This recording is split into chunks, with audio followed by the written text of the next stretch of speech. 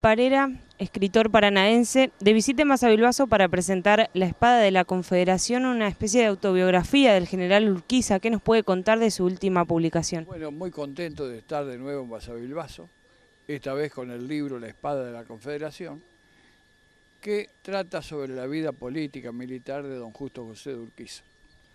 Muestra este libro, que es breve, el por qué Justo José de Urquiza es desde lo militar la espada de la Confederación, es desde lo político el padre de la República, es desde lo moral el iniciador de la democracia y lamentablemente desde la violencia el mártir de la Constitución. Dicho en otras palabras, muestra todo el accionar político y militar de don Justo José de Urquiza que nos lleva francamente a la Constitución Nacional. ¿De dónde sacó su ideal político para cumplir con semejante objetivo en su concepción del Uruguay natal? ¿Y cuál fue su rol de estadista después de promulgar la Constitución? Un rol de estadista importantísimo. Presidente de la Confederación Argentina, guardián de la Constitución después y prácticamente el hacedor de la organización del Estado. Un personaje un tanto controversial para muchos en la historia argentina, ¿no es así? Es así porque era un prócer político, venía de la política. Y tal cual ocurre ahora, los políticos tienen sus detractores y sus aliados.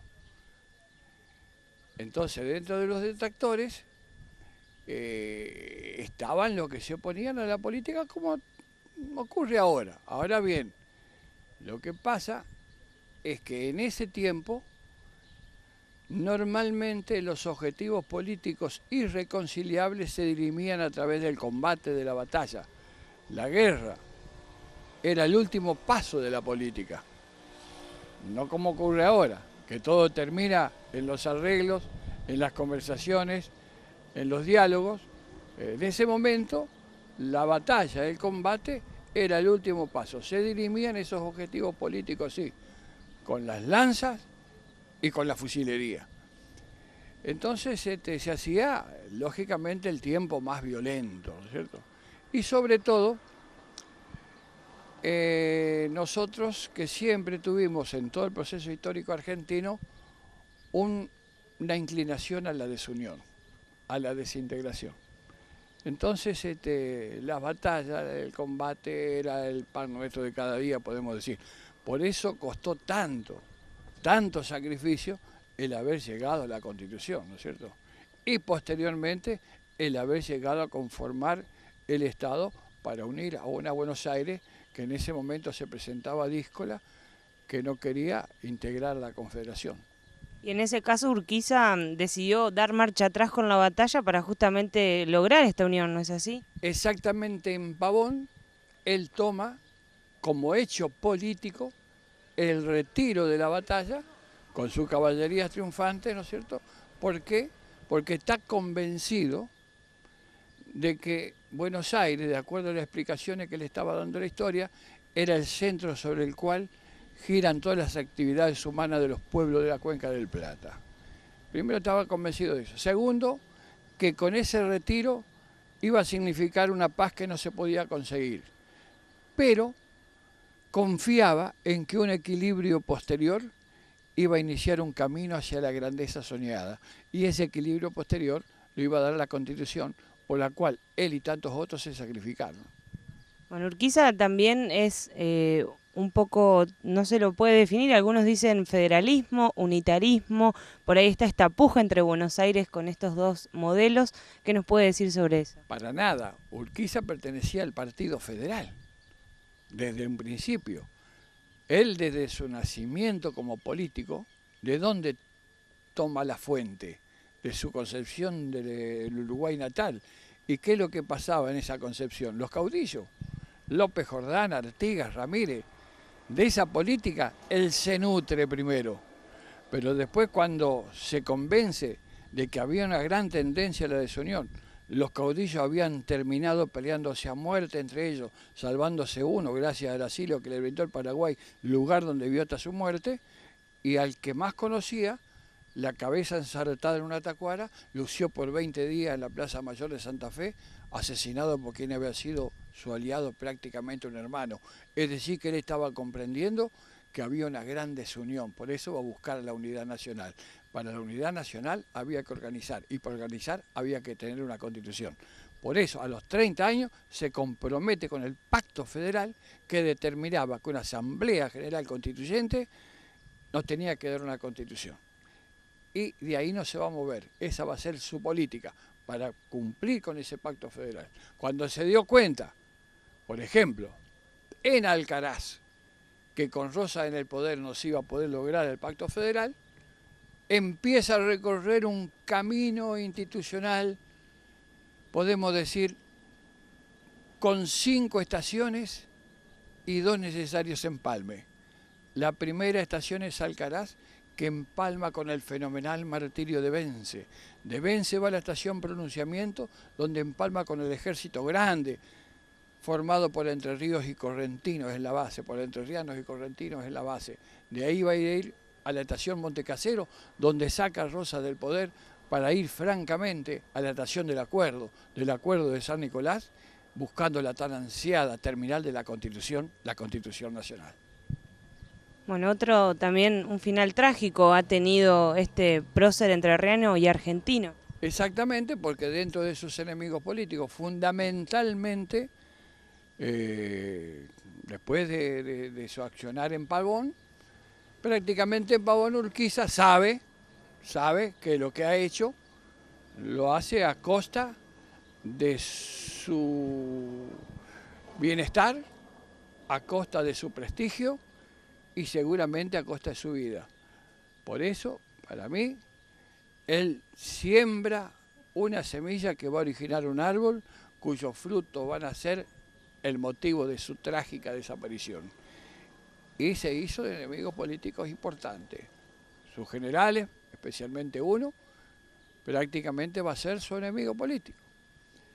Uno que había sido el brazo derecho, político y militar de él.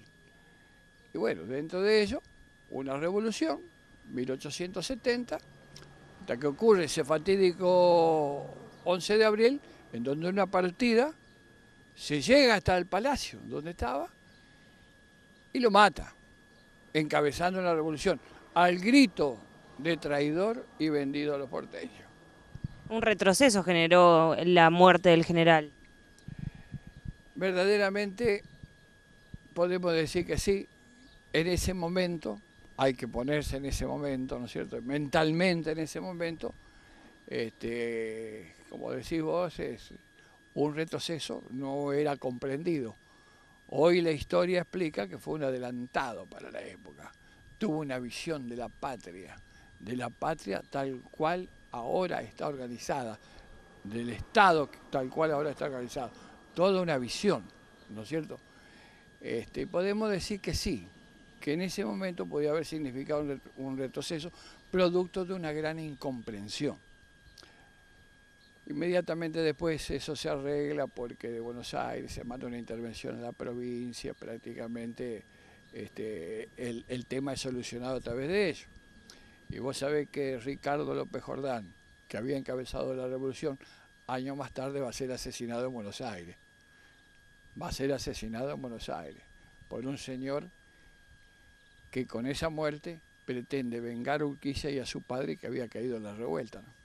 Un adelantado no solo en la política, sino también en lo industrial, con la creación de saladeros aquí en la provincia. Sí, en ese momento todo venía de la ruralidad. Su padre, que había venido de España, de la región de los Países Bajos, que se denomina, ya francamente a establecerse al negocio de los productos que surgían de la ruralidad.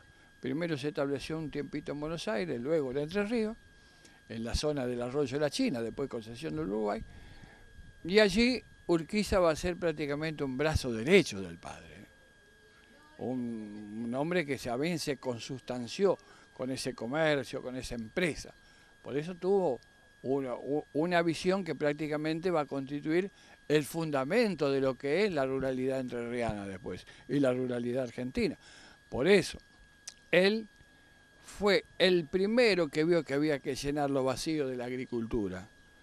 Hizo una planificación para traer la inmigración que no se concreta, porque Buenos Aires estaba separado, el puerto estaba separado, el puerto por donde iban a entrar los inmigrantes estaba separado y no lo puede concretar masivamente. Sí lo concreta en parte, pero no masivamente. Pero lo más importante de Urquiza es el rol que cumple a través de la educación.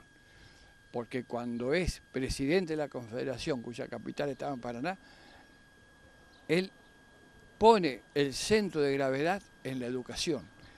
Para ello, el Colegio del Uruguay, que había sido creado por él unos años antes, va a ser nacionalizado.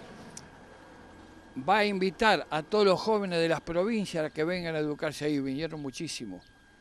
Va a cambiar los contenidos, porque los contenidos provinciales ahora van a tener que tener principios y valores para que esté de acuerdo a la Constitución, que va a originar un nuevo Estado, ¿no es cierto?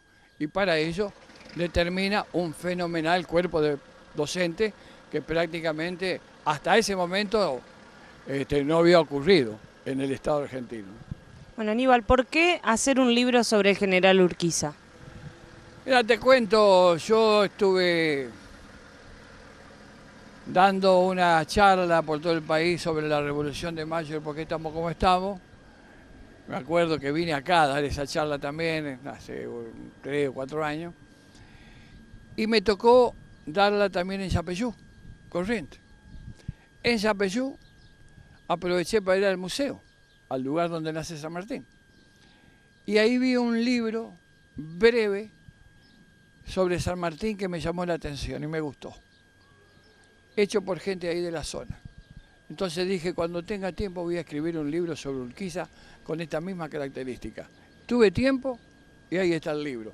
La espada de la Confederación para mostrar a este prócer que, no solo por ser entrerriano, a nosotros, por el mensaje que nos dejó, nos debe hacer sentir orgullosos. No solo a los entrerrianos, sino a los argentinos en general, ¿no? Bueno, por último, Aníbal, ¿dónde se puede conseguir el libro aquí en Basavilbaso? Mira, el libro, gracias a Dios, ha quedado establecido, podemos decir, en todas las bibliotecas. En la Biblioteca Popular, para la gente, en la Biblioteca Popular La Luz Obrera.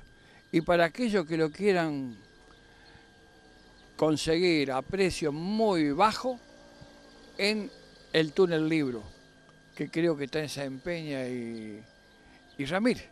En San Peña y Ramírez, ahí lo pueden conseguir, que en esa librería está el libro y hay una cantidad importante, así que a un precio muy reducido, la gente que quiere interesarse por esto, cosa de que venga alguien de eso que lo defenestran a Urquiza, uno puede tener un argumento para retrucar, ¿no?